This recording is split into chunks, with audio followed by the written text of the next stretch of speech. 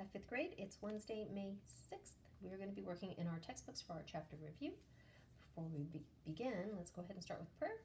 In the name of the Father, and the Son, and the Holy Spirit. Amen. Our Father, who art in heaven, hallowed be thy name. Thy kingdom come, thy will be done, on earth as it is in heaven. Give us this day our daily bread, and forgive us our trespasses, as we forgive those who trespass against us. And lead us not into temptation, but deliver us from evil. Amen. Father, Son, Holy Spirit, amen. Okay, just like we do when we are at school, we are going to be doing the chapter review together. You do not need to turn this in, okay? It's just an honor system, but I would like you to follow along because your test tomorrow, which is going to be on Google Classroom, is going to look a lot like this.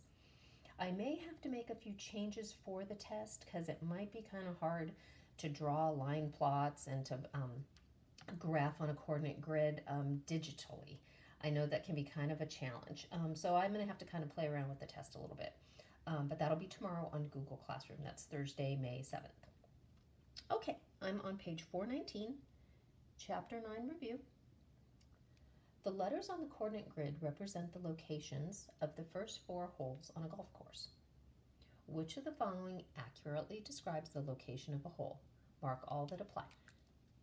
Chances are you're going to have more than one answer whenever they say that. Look at A. Hole U is 4 units left and 4 units down from hole S. That's important. Wherever it says from, that's where we're going to start. Here's our starting point, S. I'm comparing U to S, its location, and the distance on the coordinate plane. It is saying that hole U is 4 units to the left of S. Well, wait a minute. 1, 2, 3, 4. It's 4 units to the right. So right away, I know that A is not a possible answer.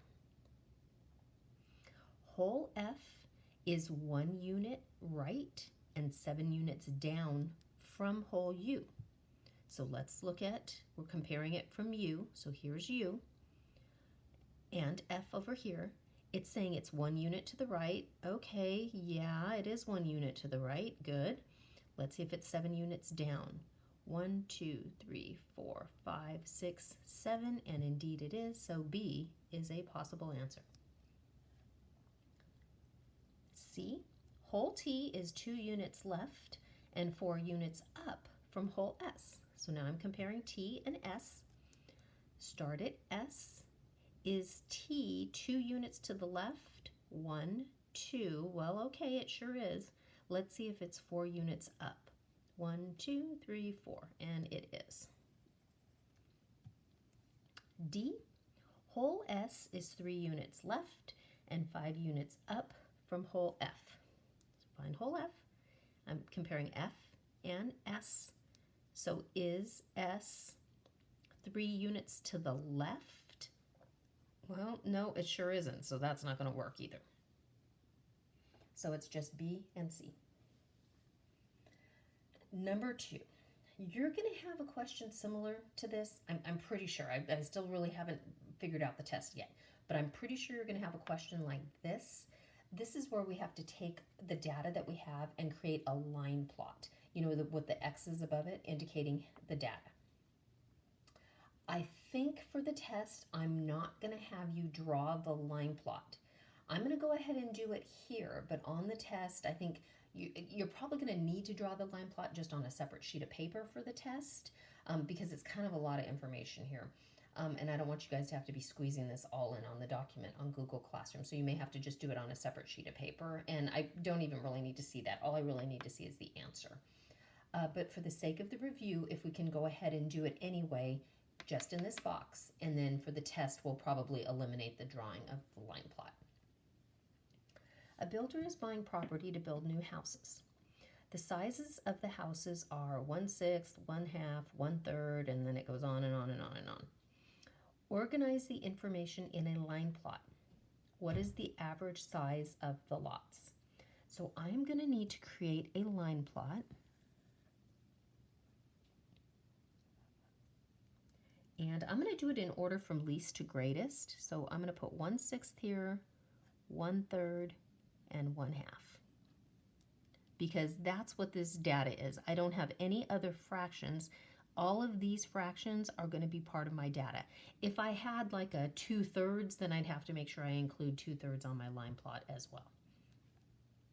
Okay, if you remember, and they really squeeze these in, so we're going to have to look really carefully. I'm going to start with 1/6. Here's a sixth. Put an X. This should all look familiar to you guys. And I'm just focusing on the 1/6 first. 1/6 and 1/6. Here's another one. Again, it's real squished in there. And again, I cross out as I go, so I make sure that I know that I have them all. So I should have 6. 1, 2, 3, 4, 5, 6. Make sure I have 6. 1, 2, 3, 4, 5, 6. Okay? You want to make sure you include all your data, because if you don't, that's going to throw you off. Okay, 1/3. Here's a 1/3. Look again. Here's another 1/3. And finally, 1/3. So you should have 3 of those. And 1/2.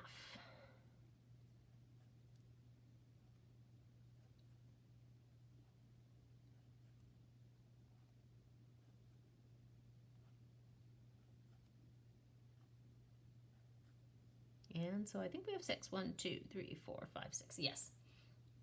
Okay, here's where the work comes into play. I need to figure out the average of all the data. Hopefully you remember how to do this. I need to figure out in total how many 1/6 acre plots there are, how many 1/3, and how many 1/2 acres. Instead of adding 1/6, remember each of these represents one of the areas of the sizes of the lots. So you could add 1/6, 1/6, 1/6, 1/6, 1/6, 1/6. You could do that. You could also do 6 times 1/6 because I have 6 x's. So I'm going to do that for 6 times 1/6, and this is pretty easy here. It's going to equal 6/6, which equals 1. Okay, I'm going to do the same thing with my thirds. 3 times 1/3. Again, this one's pretty easy. 3/3 equals 1. And 1/2. 1, 2, 3, 4, 5, 6. So 6 times 1/2. You should get 6/2. Or remember, you can also cross reduce if you want to. You're going to get the same answer either way. 3. Okay? So what we're going to want to do now is we have to figure out the total. So all together. So if I add up 1, 2, 3, 4, 5. So, and this is going to be in fraction form, guys. So I have 5. 5 is your numerator. Hopefully this is coming back to you. Your denominator is the total number of data you have. In other words, the total number of lots all together. If I add up 6 plus 3 plus 6, you should get 15. And if you want to go a step farther, I'll accept that because they don't tell you to put it in simplest form. So I'm fine with that. Or if you want, you can go that step further and reduce it. Either way is fine. Number 3. For 6 days in a row, Julia measured the depth of the snow in a shaded area of her background. The line graph shows her data. Between which 2 days did the depth of the snow decrease the most? So go down. So look at the data here. Okay, let's see, I went from 1 to 2, but I went up, so that's not even going to help me because it's decrease. Day 2 to 3, it went up, so that's not going to help me. Day 3 to 4, it pretty much stayed the same, so it probably didn't snow. Okay, here we go. Now we have some dips. I went from 4 to 5 inches, so that's a difference of 1 inch. Here I went from 8. I'm sorry, did I say 4? No, I went from, wait a minute, wait. I'm looking at the days. Okay, it went from 11 inches, see how it's in between here? 11 inches down to 8. So the difference there is going to be 3 inches. There we go. Now I got it. I was looking at the days. So I went from 11 to 8. Now I went from 8 inches all the way down to 3, so that's a difference of 5 because 8 take away 3 is 5. So between which 2 days, and it should be day 5 and 6, had the greatest decrease. Number 4. Portia made a table to show how much she earned selling t-shirts. So let's take a minute to look at the table. I've got the days, how many t-shirts were sold, and how much money she made. For numbers 4A through 4B, use the table to choose the correct values to describe how one sequence is related to the other. The unknown number in day 5, so they've got a question mark there, is what? So we have to figure this out.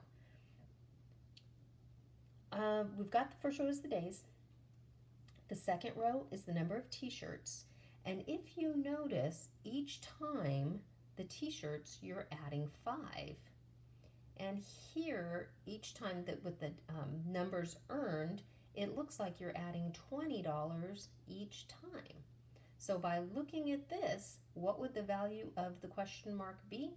It would be, if you're skip counting by 20s, it would be 100.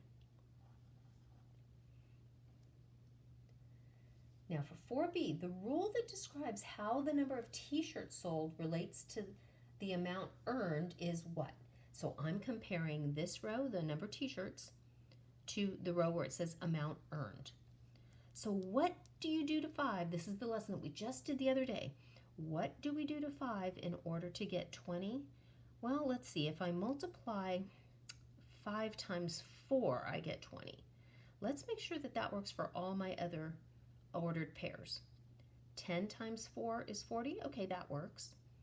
15 times 4 is 60. That works, and so on. So my rule is multiply by 4.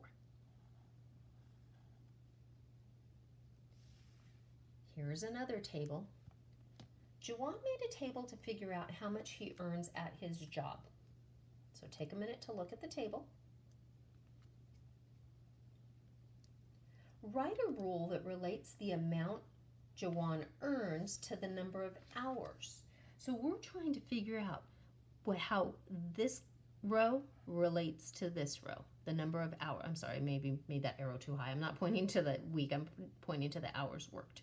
Okay, so what do I do? Now remember, I'm not comparing hours to earned. I'm comparing earned to hours. So if I have 54, how am I going to get 6? 54 what? Could I do 54 divided by 9 equals 6? I could. Let's make sure it works for all the other ordered pairs. 108 divided by 9 is 12. Yes, that's correct. And if you do all the rest, you'll find that it is true. Okay? So I'm going to divide, if I divide this number by 9 to get 6, what am I going to do in order to figure out this part here? Well, you know what? Let's go ahead and write the rule here first. So right here, you're going to divide amount earned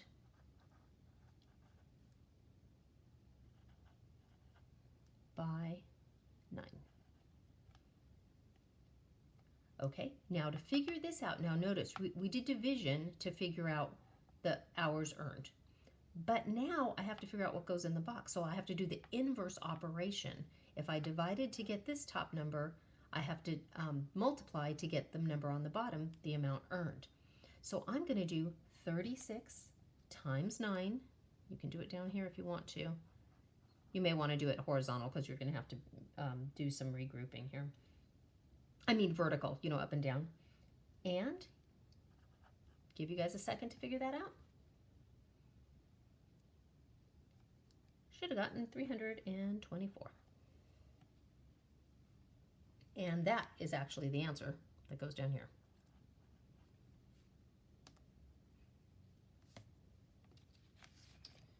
Next page, 421, number 6. Look for a pattern. So take a second to look at that pattern. We want to try to find a rule, and the rule is going to be consistent all the way across, okay? And then we have to figure out how many squares are going to be in the last figure. Pretend you have a figure of 5. Okay, so this first one has 3. This second one, and I'm going to outline the original amount. Okay, well, what did I do here? I added 2 more squares, didn't I? Okay, let's see if that pattern stays. So this is my next pattern, and I added 2 more squares. And if we do it again here, we're going to see that we're going to add 2 more squares again. So if it's almost like laying this directly on top of here. You're going to have 2 squares left over that you've added to create this new shape. Almost looks like a cross, huh? So what is the rule? Add 2. So how many squares would be in the final figure? Well, let's count up all of these squares in figure 4 and add 2. 1, 2, 3, 4, 5, 6, 7, 8, 9. 9 plus 2 is 11. Number 7. Lindsay made a map of her town. Excuse me. Match each location below with the correct ordered pair that marks it on the coordinate grid. Not every ordered pair will be used. So remember, here's your X and your Y, and they've actually labeled it for you, okay? I'm going to give you guys a quick minute to do this. Find the clock tower and then find the matching ordered pair that goes with it. And you're not going to use all of them, okay? All right, take a second. You may want to pause the video to figure this out and then come on back and check your answers. Okay, if you are back, you should have had the clock tower. Let's see, 1/3 goes to the clock tower. And 2/4, where's 2/4? 2/4 goes to the art museum. 4/4, let's see, where is that? At the very top, that's the movie theater. And the school, wait, did I miss one of them? School, 4/5. 4/5. Okay, did I get all of them? I think I did, yeah. Oh, East Park, I missed the East Park. Wait a second, that one was the 4/4. Hold on, I knew I was missing one of them here. Let me redo this, guys. Sorry about that. I skipped on my notes here. 2/4 was this one. East Park, that's 4/4. There we go. I knew I was forgetting something there. And the movie theater is 4/1. There's the movie theater. There we go. And the school is 4/5. Okay, got it. Now I got it.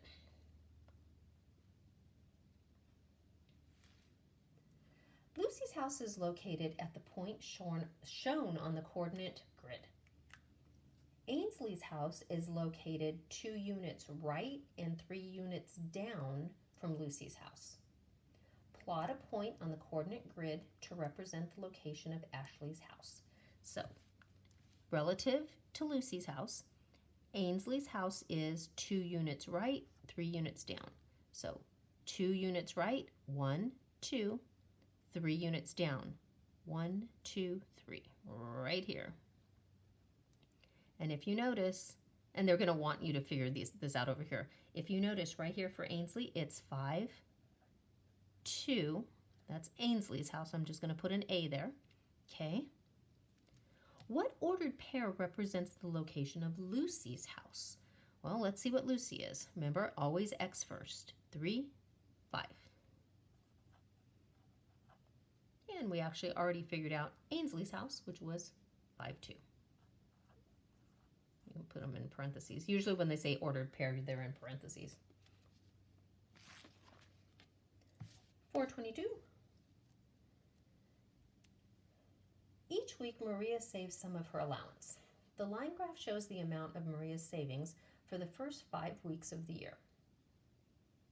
Before we answer these questions, look at the line graph on the right-hand side where it says Maria's savings. We talked about this the other day. Remember, our scale is 0 to 55. Our increments or intervals, looks like they're skip counting by 5s. Okay, and remember, this little thing right here means that none of the amounts that she saved are going to be less than $30. And remember, the reason they did this is you always have to start with your origin, 0, 0. And there's no need to have, 5, 10, 15, 20, because she earned more than those amounts. So they're going to start with the least amount that she earned. Hopefully this makes sense. For numbers 9A through 9B, select true or false for each statement.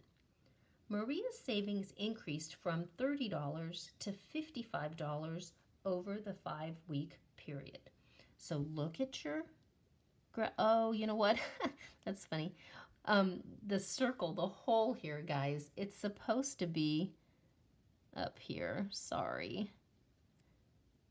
When I took this out of the book, when I tore it out, it kind of got rid of that last dot. Okay, it is supposed to go to 55. So it is true. So she started at $30 and went all the way up to 55. So that is true. The greatest increase in Maria's savings occurred from week 1 to week 2. So let's see, from week 1 to 2, she went from 30 to 35. So she saved $5. So it went up $5. Oh, let's see, and they want the greatest increase, okay? Just by looking at my lines, okay, between 2 and 3, she didn't save very much there. She did save between 3 and 4, week 3 and 4. So she went from, let's see, $30 because it's right in the middle. So she went from $30 to $45. So she saved 15. So I'm going to write a little 15 there. Okay. And let's see, what about this last one? She went from 45 to 55. So that was $10. So they're asking, was the greatest increase between week 1 and 2? Oh, nope. Sorry. False. And really, you didn't even have to keep going. All you had to do is kind of compare the lines and know that the connecting line from here to here is smaller than these two. So we know that that's not going to be true. So I just wanted you guys to see a visual of that. 10. This is another one where we have to do the line, well, they did the line plot, but we have to figure out what to do with this data. The line plot shows the weights of bags of beans. What is the average weight of the bags? Show your work. So this is one of those answers where when it says average weight, your answer is going to be in a fraction. You may even want to write that down. It's going to be in a fraction form, your answer. Okay? So leave yourself plenty of room. You may have to write on a piece of scratch paper, but I'm going to try to see if I can squeeze in all my work here. So I have to total all my data. Then I have to divide by how much data I'm talking about or how many X's are above my line plot. So I've got right here, if I have 2/6, so I know that 1/6 times 2, because I have 2 X's. If you want, remember, you can cross reduce. So for 1/6, I have 1/3. And I think in my book, I kind of noted it up here. I put a little note. Maybe I should put it down here. Well, the total for this one was 1/3. Okay. Now I've got to do 1/3 times 2 for a total of 2/3. So 2/3 here. You can even, some of you guys even can do this in your head. If you have 1/3 plus 1/3, it's 2/3. You guys know that. Just add your numerators. But I just want to show you the work over here, okay? So I've got 1/2 times 3. And remember, you can turn those around. You can say 3 times 1/2. That's what the commutative property tells you can do. This is 3 over 2.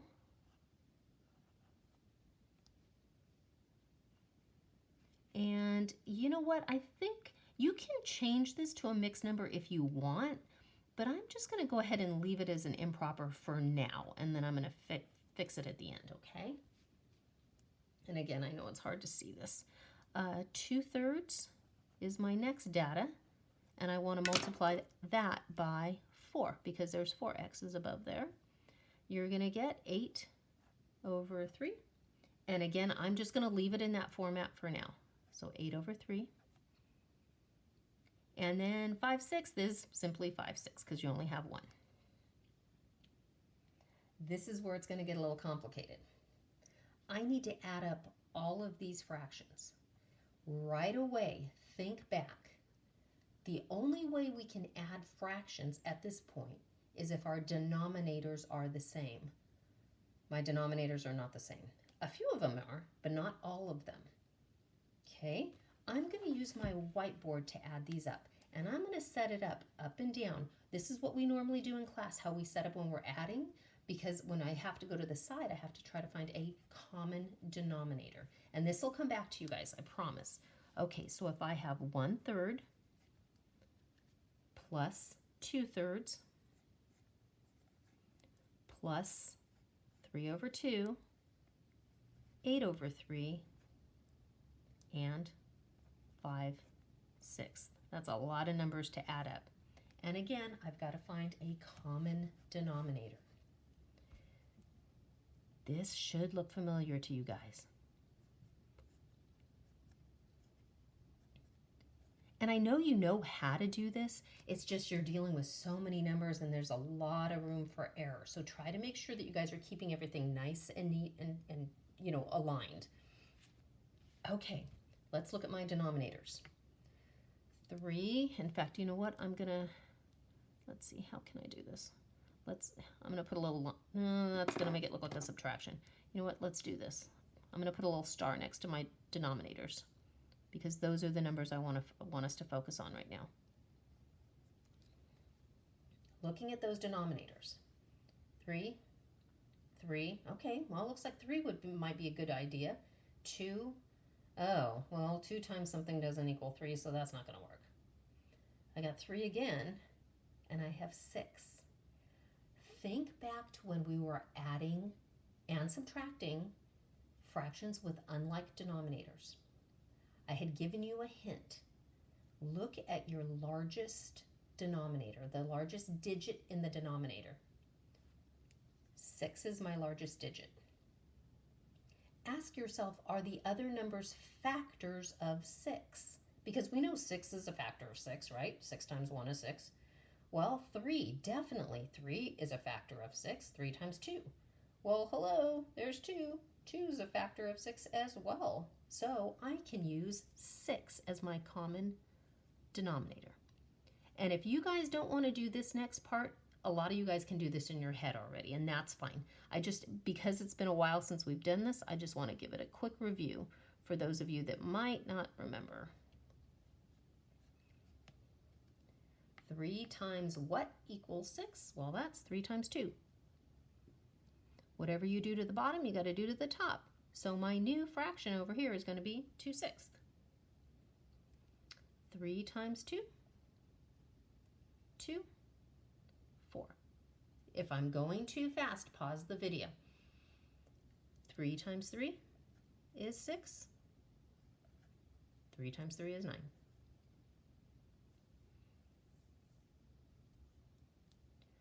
3 times 2, and 2 up here, total of 16. And really, this one at the bottom doesn't change. Okay, now I'm going to add all of these up. Denominator stays the same. That doesn't change. Okay? All right, I'm going to start with my largest number. I got to add up all my numerators. Okay, so I've got 16 plus 9 is 25. 25 plus 5 is 30. 30 plus 4 is 34. Plus 2 more is 36. Okay. Now, the way I added, guys, I always start with my larger number and then go down from there. You can start at the top and go 2 plus 4 is 6, plus 9 is 15. Whatever you guys want to do. You guys figure it out on your own. Use whatever method works for you. Okay, I can't leave it in that form because that's an improper fraction. So now I'm going to fix it. So I'm going to do 6 divided into 36, which is 6. But that's not my answer. Remember I said your answer is going to be in fraction form? This is the answer to the total amount of acreage. Okay? Oh, not acre. I'm sorry. I was thinking of the other one that we did. This is the total amount of the weight. So it's 6 pounds. So my answer is 6 pounds, but I'm trying to find the average. Well, remember, your denominator is how many x's or how much data you have all together. And if you add up all those x's, all your data, you're going to get 12. So you can either leave it 6 over 12, or you can go ahead and reduce. Either way, I'll accept either answer, okay? And number 11, the table shows how much a puppy weighs from 1 month to 5 months old. Okay, so here's the age in months, and this is how much the puppy is weighing. What ordered pairs would you plot to show the puppy's weight on a coordinate grid? How do you think the ordered pairs would be different if the puppy's weight was measured every week instead of every month? Explain your reasoning. All I'm going to do is take the information from the table and make ordered pairs. If you remember, X, Y. My ordered pairs simply are going to be in this form.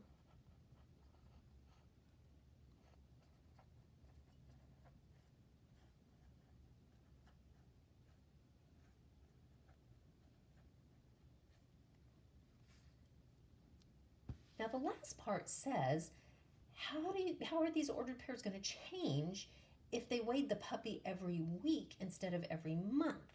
Well, gosh, aren't you going to have a whole lot more ordered pairs? Because there's, typically 4 weeks in a month. Sometimes there's almost close to 5, depending on where it lays, on the calendar. So there would be more ordered pairs.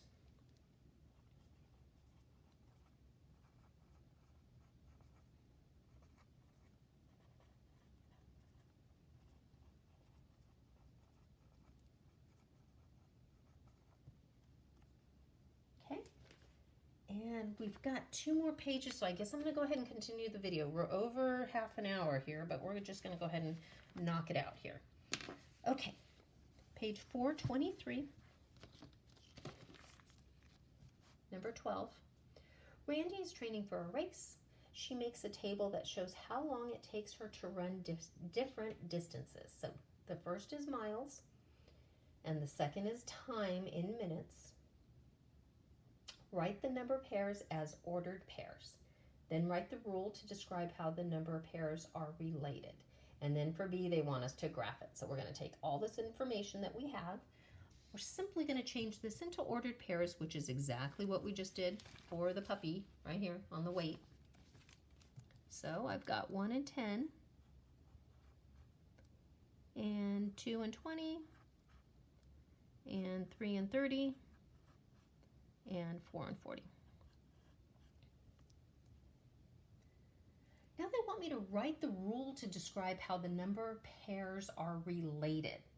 So let's look at that for just a second. And it doesn't tell you to relate distance to time or time to distance, so you can pretty much do what you want here. A couple of different answers you could have. Let's see, I think I'm going to look at my distance. What do I have to do to my distance in order to get my time? Well, let's see. 1 times 10 is 10. 2 times 10 is 20. 3 times 10 is 30, and so forth. So one rule that you could have is multiply distance by 10.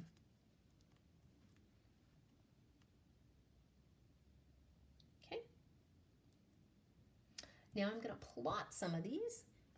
So I have, oh, and they already did all the chart and everything. So I've got, and it's real tiny, so let's just do the best we can. 1 and 10, 2 and 20, 3 and 30, 4 and 40. And you don't have a whole lot of room. They don't tell you to label, so you probably don't have to do that. And then starting from the origin, arrow because it'll keep going. 13. A scientist made a line graph that shows how a bear's average heart rate changes over time. So take a minute to look at this information here. Boy, we're really crossing over different disciplines here, aren't we, guys? We're learning all kinds of things here about a bear's heart rate. Okay, so they tracked the bear, looks like months down here. So they went from June to January. Here's the heart rate on the left-hand side, and that's beats per minute. So what that means is 20 beats per minute, 40 beats per minute. Now let's answer these questions based on the line graph. 13A, the bear's average heart rate is at its highest in July. Looking at the line plot, is that true? So we want to try to find July, and is it the highest point on the graph? And it sure is, so my answer is true. The bear's average heart rate increases by 10 beats per minute from July to August. So look real carefully, and here it's saying it increases. So we're going to compare July, here's July, to August. Well, I don't even really need to do much math here because the line went down. So it decreased, so that is not true. It is false. The bear's average heart rate is at its lowest in January. Simply look at your line plot. Sure enough, that's the lowest point. That is true.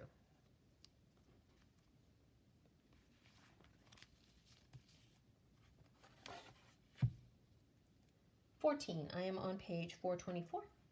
The table shows the total number of tickets sold for the school play. Oh, there goes my phone ringing. Hold on. Sorry about that. Okay.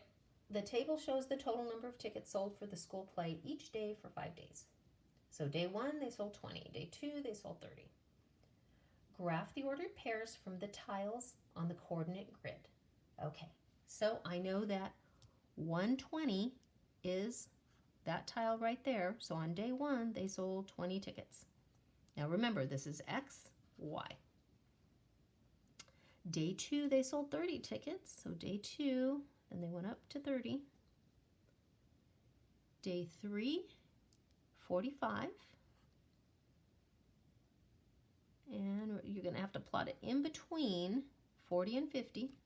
And just do the best you can. It doesn't have to be exact. 4 was 75. And again, in between. And 5 and 90.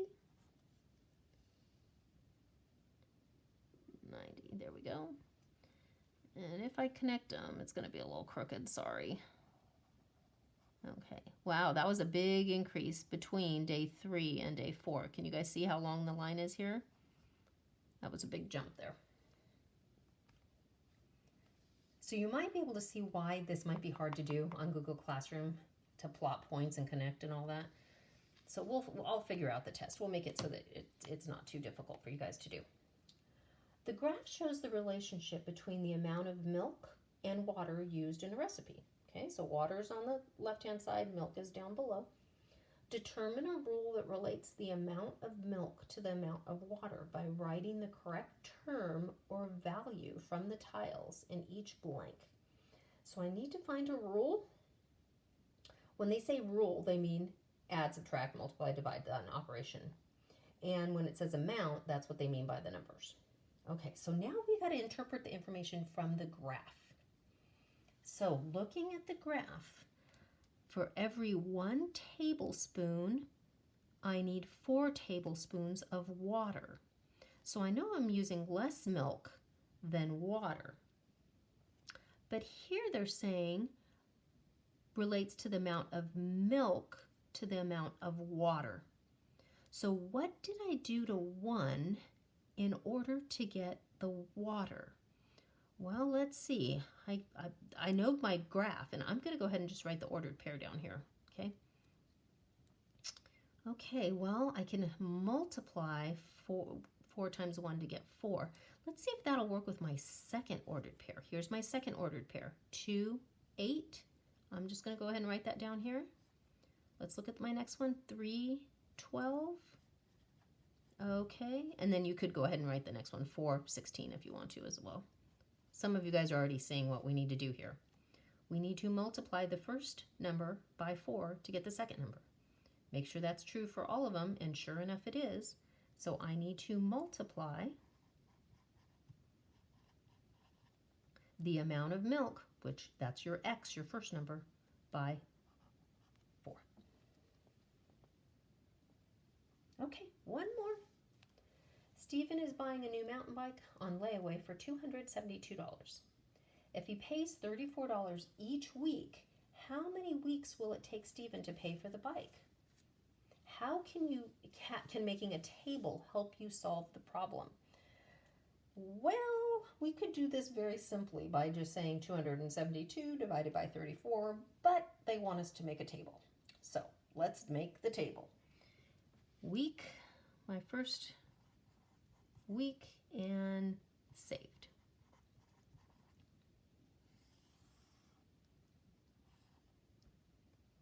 Okay, so let's see, week 1, week 2, week 3, and I'm going to stop there for now. Okay, so each week he saved $34.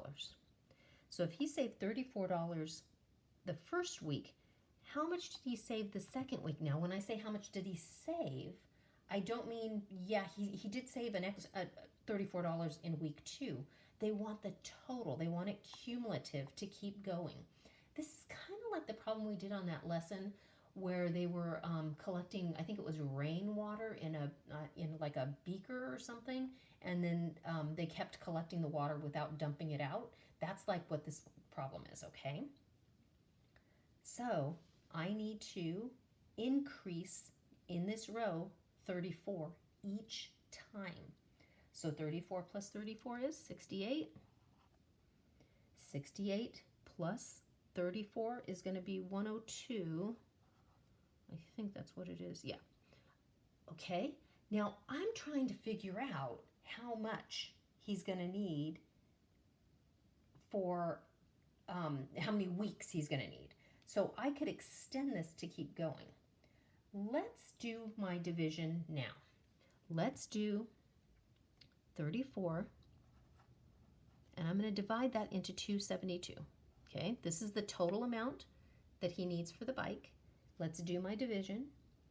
34 times what gets me close to 27? Well, you can't do it, so I want to look at 272. And if you want, you guys can use a calculator for this one because this is kind of a hard one. Give you a second. See if I should have told you this ahead of time so you had it ready. Sorry about that. Okay, your answer should have been 8. And it's exactly 8. So this might look familiar to you guys. I brought that to your attention the other day on one of the lessons, so that I don't have to fill in week 4, 5, 6, because all they want to know is how many weeks it would take to get the total. So the total here for 272 would be 8 weeks. Yeah, this is kind of a long-winded way of solving the problem. You could have just done it this way, but it just kind of gives you a way of how to organize data. Okay, that's it for today, guys. That was kind of a lot of work. Thank you for hanging in there with me. This is an honor system, so I'm going to give everybody credit for this, okay, because we took about 45 minutes to get through this, so I appreciate your time. All right, again, tomorrow on Thursday, whatever date it is, I don't even know what day it is anymore, May 7th, you will be taking your test on Google Classroom. Okay, guys, and then remember, so there's no video tomorrow, just go on Google Classroom. And then and then on Friday, remember that's our catch-up day, so you're not going to have any new work, okay? So let me know if you guys have any questions, and stay well, enjoy your weekend, and we'll touch base next week. Good job. Sacred Heart of Jesus, pray for us.